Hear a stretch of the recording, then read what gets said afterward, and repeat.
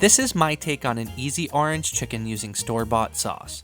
We need chicken, green onion, garlic, stir-fry vegetables, bok choy, soy sauce, orange sauce, and sweet and sour sauce. We also need a mixture of half flour and half cornstarch with some added salt, and 3 whole eggs. Chop the garlic, onion, and bok choy. Dice the chicken, add 1 teaspoon of baking soda, coat well, and refrigerate for 30 minutes. Then rinse the chicken well and pat dry. Preheat your oil to 350, beat the eggs well, and add the chicken to the eggs, then the dry mix.